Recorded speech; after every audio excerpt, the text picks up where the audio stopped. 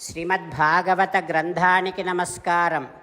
నిగమకల్పతరోర్గళితం ఫలం సుఖముఖాదమృతద్రవ సంయుతం పిబత భాగవతం రసమాలయం ముహురహో రసికా భువి భావుకాః. శ్రీసుఖ యోగీంద్రుల వారికి నమస్కారం. యం ప్రవ్రజంతమనుపేతమపేతకృత్యం ద్వైపాయనో విరహకాతర ఆజుహావ పుత్రేతి తన్మయతయా తరవోభినేదుః తం సర్వభూతహృదయం మునిమానతోస్మి. నరనారాయణులకు, చతుర్ముఖ బ్రహ్మకు, సరస్వతీదేవికి, వ్యాస మహర్షుల వారికి నమస్కారం. నారాయణం నమస్కృత్య నరం చైవ నరోత్తమం దేవీం సరస్వతీం వ్యాసం తతో జయం ఉదీరయేత్. శ్రీమద్భాగవతము 5వ స్కంధములో సూత మహాముని శౌనకాది మహర్షులందరికీ ప్రవచనం చేస్తూ ఈ రకంగా చెబుతూ ఉన్నాడు. ఓ మహర్షులారా, శ్రీసుఖ యోగీంద్రుల వారు పరీక్షిన్నరేంద్రుడికి శ్రీమద్భాగవతాన్ని ఉపదేశం చేస్తూ ఇలా చెబుతూ ఉన్నాడు.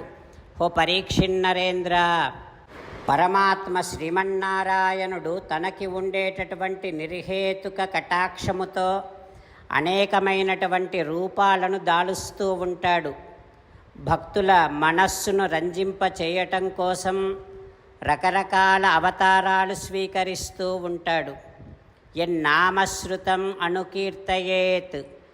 మనిషి ఎంత చెడిపోయినా సరే సదాచార్యుల నుండి శ్రీమన్నారాయణుడి దివ్యమైనటువంటి నామ వైభవాన్ని శ్రవణము చేసి నామ సంకీర్తన చేస్తే వెంటనే పవిత్రుడవుతాడు. భగవంతుడి యొక్క దివ్యమైనటువంటి నామాన్ని అకస్మాత్తుగానైనా పరిహాసంగానైనా ఉచ్చరిస్తే చాలు. ఉచ్చరించినటువంటి వారికి, విన్నవారికి ఇద్దరికీ పాపాలన్నీ తొలగిపోతాయి, పాప విముక్తులవుతారు వారు. ఓ పరీక్షిన్నరేంద్ర, భగవానుడు శ్రీమన్నారాయణుడు అనంతుడు. అతని వైభవాన్ని సంపూర్ణముగా, సాకల్యముగా ఎవ్వరూ గ్రహించలేరు. అయితే ఓ రాజా, ఇప్పటి వరకు శ్రీమన్నారాయణుని యొక్క చిత్ర విచిత్రమైనటువంటి సృష్టిని గురించి నీకు చెప్పాను.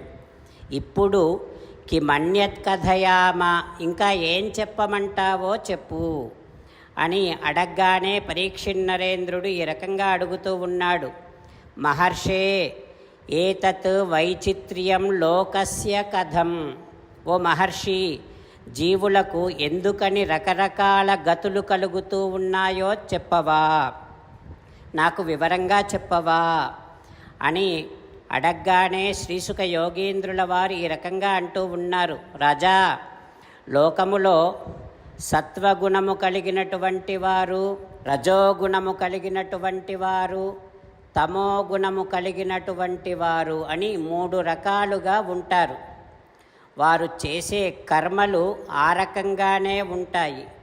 వారికి వచ్చేటటువంటి కర్మ ఫలాలు కూడా ఆ రకంగానే ఉంటాయి అంటూ శ్రీసుఖ యోగీంద్రుల వారు ఉపదేశం చేస్తూ ఉన్నారు. ఆ తర్వాత ఏం జరుగుతుందో రేపు తెలుసుకుందాం. ఓం శ్రీకృష్ణ పరబ్రహ్మణే నమః. ఓం అస్మద్గురుభ్యో నమః. అంతేకాకుండా మనం ప్రతిరోజు శ్రీమన్నారాయణుడికి ఒక 8 పనులు చేస్తాం అని మాట ఇద్దాం.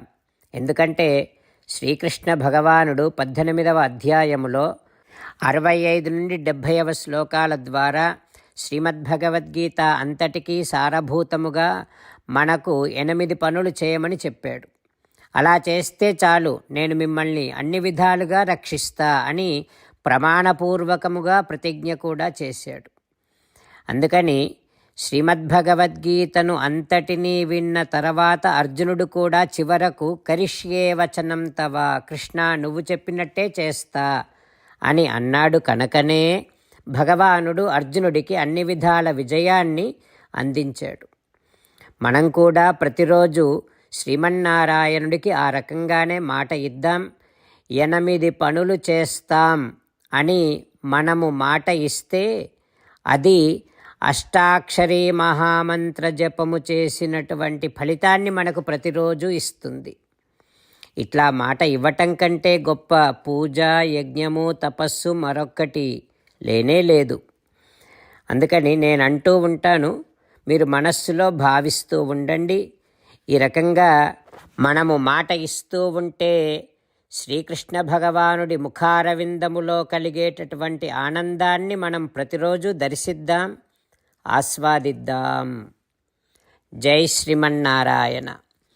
హో శ్రీమన్నారాయణ, నువ్వు చెయ్యమన్నట్టే నేను నిన్నే సంతతము ధ్యానము చేస్తూ ఉంటా. హో శ్రీమన్నారాయణ, నువ్వు చెప్పినట్టే నేను నీ భక్తుడిగానే ఉంటా. హో శ్రీమన్నారాయణ, నువ్వు చెయ్యమన్నట్టే నేను నా విధులను, కర్తవ్యాలను నీ సేవగా, నీ తృప్తి కోసమనే సక్రమంగా నిర్వర్తిస్తూ ఉంటా. హో శ్రీమన్నారాయణ, నువ్వు చెప్పినట్టే నేను నీవాడిని అనే మహావిశ్వాసముతో నీకే నమస్కరిస్తూ ఉంటా. హో శ్రీమన్నారాయణ, మామేకం శరణం వ్రజ, నన్ను ఒక్కడిని మాత్రమే శరణు వేడుకో అని నువ్వే అన్నావు కనుక నేను నిన్ను ఒక్కడిని మాత్రమే శరణు వేడుకుంటా. హో శ్రీమన్నారాయణ, మా శుచః, ఇక దుఃఖించకు అని నువ్వే నాకు భరోసా ఇస్తున్నావు కనుక నేను ఇక దుఃఖించను. హో శ్రీమన్నారాయణ, నువ్వు చెప్పినట్టే నువ్వు నా కోసమని అనుగ్రహించినటువంటి శ్రీమద్భగవద్గీతను ప్రతిరోజు కనీసము ఒక్క శ్లోకాన్నైనా జ్ఞాపకం చేసుకుంటూ శ్రీమద్భగవద్గీతను అనుసంధానము చేస్తూ ఉంటా.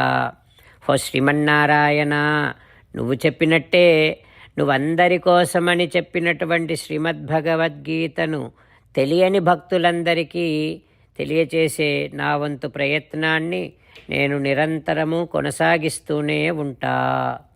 హో శ్రీమన్నారాయణ, నేను నువ్వు చెప్పినట్టే చేస్తా, నీకు నచ్చినట్టే ప్రవర్తిస్తా, నీకోసమే పని చేస్తూ ఉంటా. కరిష్యే వచనం తవ. జై శ్రీమన్నారాయణ.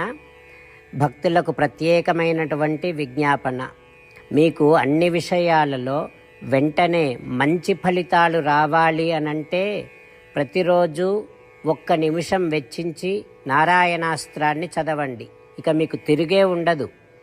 నారాయణాస్త్రాన్ని పొందడానికి మీరేం చేయాలంటే నారాయణాస్త్రం అనే వెబ్సైట్కి వెళ్ళి మీ పేరు, మీ ఈమెయిల్ ఇస్తే మీ ఈమెయిల్కి నారాయణాస్త్రం PDF వస్తుంది.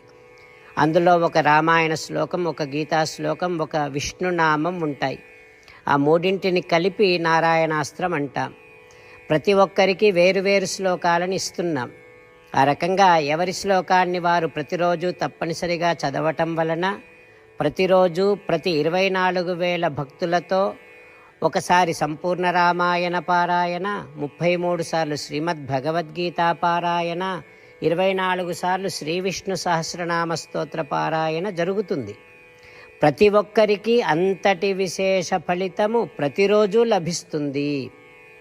అందుకని మీరు, మీ కుటుంబ సభ్యులు అందరూ ఒక్కొక్కరు ఒక్కొక్క నారాయణాస్త్రాన్ని వెంటనే పొందండి.